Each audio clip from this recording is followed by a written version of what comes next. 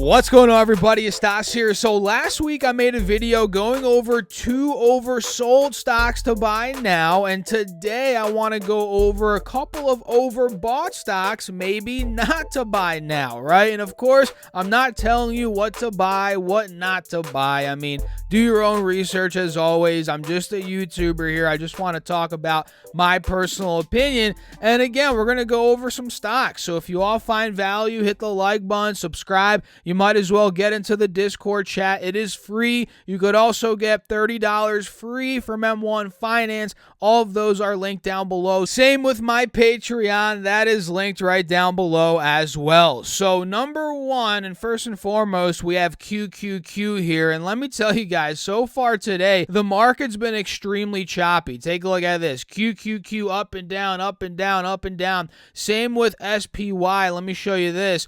Up and down, up and down. Now it looks like SPY is breaking out of this wedge. So we'll see how this goes down and how it plays out for the rest of the day. But overall, let's talk about these overbought stocks. And we're going to focus more on a couple of different industries here, which again, in my opinion, I believe some of these stocks, they might not be the best deals now. And there could be some other places to put money, which we'll talk about later on in this video. So make sure you guys stay through this. And the area or the industry, number one industry that I believe may not be the best right now to buy into are the airlines, or shall I say is the airlines, however you grammar freaks want to call it out there. And number one here, we have DAL, which does happen to report earnings this upcoming week. This week right now, in the next couple of days on the 15th. And if you take a look, not only on this 4-hour chart, but if you pull back to the yearly chart, you can see how extraordinary of a run we've seen with this airline stock and a lot of the airline stocks in general. You can see on the 3-year chart, during that March crash last year, we went down from over 60 a share all the way to $17. If you believed in the future of airlines, and of course, this was a period of unknown. It was a very scary time. But if you saw in April, May, this bounce back in the airlines, and you believed overall later, maybe a year or 2 years down the line, the airlines would be back, that would have been the time to buy back in 2020, back in March, April, even in May. Guys, even in July, August, a couple months ago, well, more than a couple months ago, about a half year ago, when it was at $28, $25, $30, that would have been a good time to buy the dip here. But now it filled pretty much the entire gap to where it was before the CV initial massive drop that we saw. So for me, it looks like the move's been made, and a lot of the future, okay, we're getting back to flying. The numbers are starting to come back here with daily people, the number of people traveling every day. A lot of this is already priced in, right? It's already priced in. So if you're buying here, you're taking an extraordinary risk, in my opinion, because we're one shutdown away from these stocks collapsing again. And we see tech down right now, and who knows, we could see a rotation out of these into tech. And a lot of these tech names, of course, QQQ is near all-time highs, but tech in general, there's some stocks that are under their highs. And people could rotate out of the airlines and into those stocks, right? So DAL, I don't want to say it's extremely overbought, but in my opinion, it's not the best value right now. And by the way, this is not from a swing trader's perspective. I'm looking at this as a longer-term investment, like a couple years out. I wouldn't even like this price on DAL, right? UAL, this one hasn't ran as much, but still, it was $17 in March. Now it's at $55. It has 3x'd pretty much, and still it's down from the pre-crisis levels. That was at about $85, $90. Wow, UAL, guys, was almost $100. So it still has some runway to go there,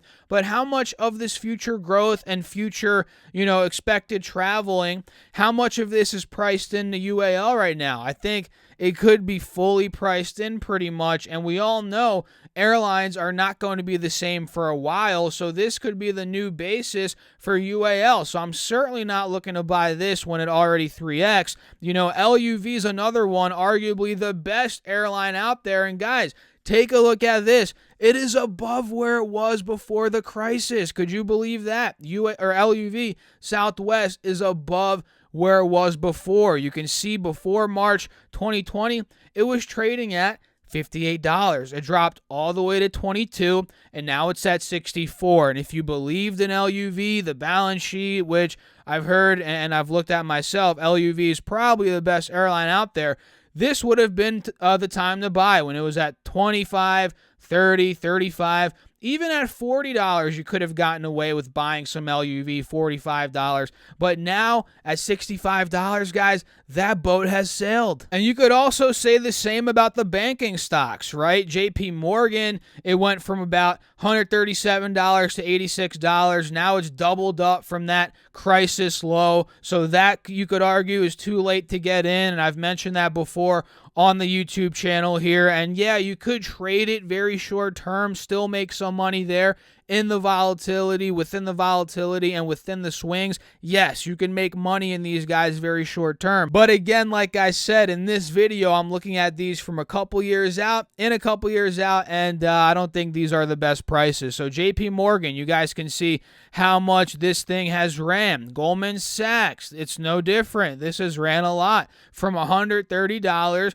back a little bit over a year ago to $356. It crushed. I mean, guys, it crushed the high from back before the crisis, and that, you could argue, is increased trading activity, whatever. They make money different ways from traditional banks, and that could be why this has ran a lot higher. And Bank of America, take a look at this, guys. It went from $35 to $17. It bounced all the way now to $40. So, in my opinion, this is not the best spot to buy these stocks. And the cruise lines, look at this, guys, CCL. And granted, this has not recovered nearly as much, and we're not seeing cruises obviously going out nearly as much as they were a couple years ago. So this, you could argue, there's still some more upside. But in the short term here, in the next couple of years, I mean, look, guys, this could be pricing in the growth for the next couple of years already. It's gone from $8 now to $28. It's already 3x. So I think, yeah, there could be some more upside to $30, maybe $35, but I wouldn't necessarily rush into CCL. And I'll tell you a funny joke here in a second. RCL also ran up a ton from $19 to $86. It's already gone up 4x, and we covered this yesterday on the channel, and this could be a nice short-term trade, but again, for the fifth time, this is for long-term investments, this video here. And the funny joke with CCL, guys, is a couple months ago, well, this was back a year ago at this point, when everything was going down, the stocks were getting crushed, the cruise lines especially, I actually bought, and this was one of my most aggressive, just dumbest moves looking back. I was banking on CCL going bankrupt, right? So the stock was trading at $12 a share.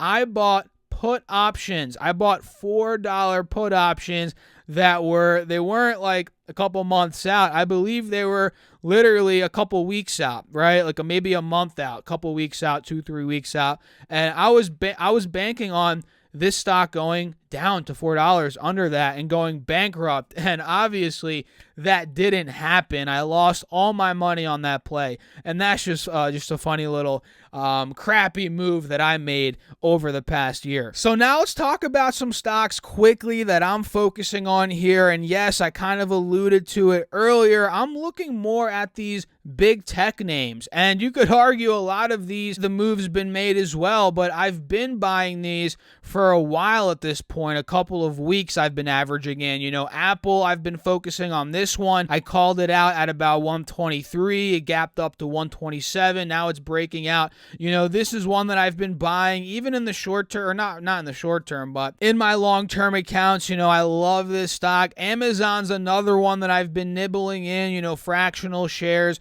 all throughout this downwards move to about 3,000. I was buying that. Now it's ran up a ton in the short term, so maybe I'll cool off the buying with Amazon. And I'm also looking at the electric vehicle plays. You know, Tesla, I added this in my M1 portfolio recently. Been buying this one. I also have a big swing position in Tesla, and NIO is another one I'm looking to maybe add some more in right now as a long-term investment and add more to my additional, or rather my existing position that I've had for over a year at this point, and NEO's down about 50%. So I'm looking at these stocks. The bank stocks, they've recovered a lot. Some are higher than where they were pre-crisis, which is nuts. Same with the airlines.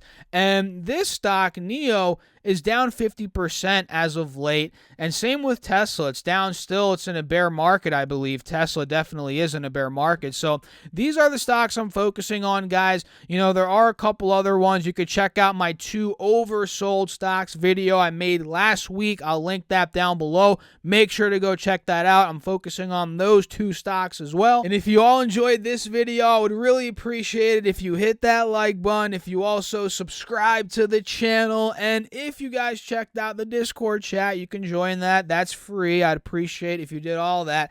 And you guys can get free money as well from M1 Finance, $30 by literally depositing $100 using my link down below. We each get $30. And if you don't like M1 Finance, simply take the $30 out, take the $100 out, and you made 30% on your $100. It's free money. And you could also check out my Patreon for real-time buy and sell alerts, real-time call-outs, morning update videos talking about breakout stocks, breaking news in the market, and you get more access to me throughout the day via DM over there on Patreon, and all of those are linked down below. So I'll catch you all in the next video. Thanks for watching as always. Keep crushing the markets. Stay safe out there, guys. Peace out.